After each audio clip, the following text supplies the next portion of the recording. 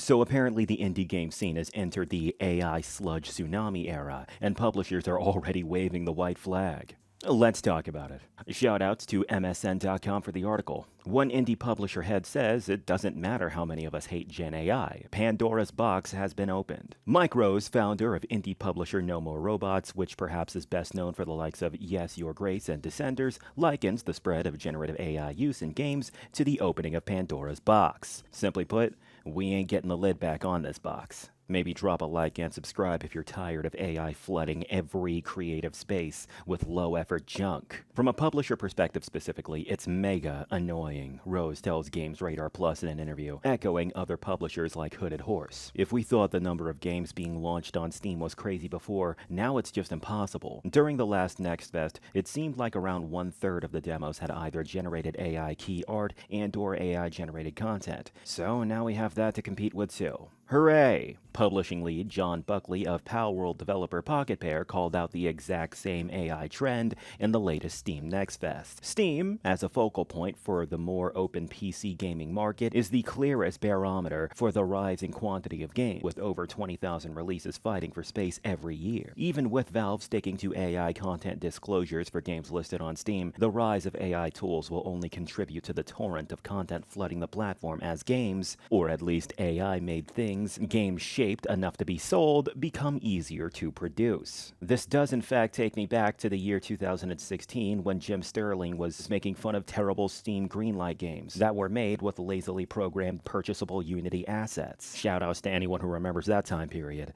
Looks like we're about to have a round two with that, just like how Elsagate is having a round two with AI-generated slop. AI-generated art is an especially visible, especially sticky sticking point for Rose. What kind of sentence is that? Honestly, don't you think it's just so gross looking? He says. It kind of gives me the ick to look at Gen AI art. I'd rather not. Thanks. And yeah, I'm pretty sure the feeling that he is trying to describe is Uncanny Valley, but never mind that. Across the industry, generative AI art has regularly been treated as a black spot on a game's record, even for a well-liked game, such as, because I've read gaming articles in the past and they all bring up the previous example, so we're going to skip that.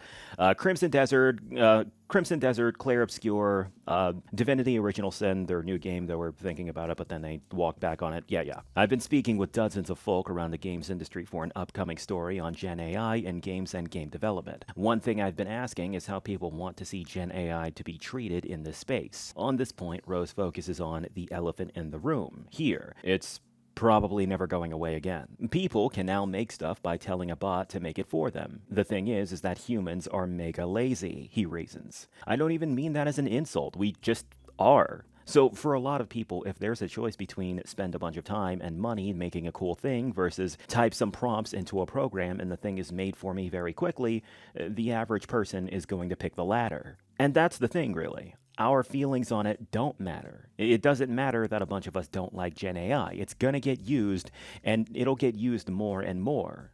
As the kids say, video games are cooked.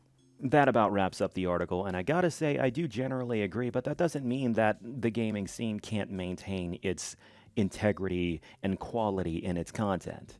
You see, all of these AAA developers, they're not afraid to sell their souls, but as for the indie game scene, it should be able to retain what quality it has, you know what I mean? It's just going to be a lot harder to find that quality now that Steam's marketplace is filled to the brim with AI-generated slop. But yeah, those are my thoughts. What are y'all's? Whatever it is, be sure to let me know in the comment section. That's going to be all for this video, boys. This is Black Leg Jack signing out. You guys have a good one.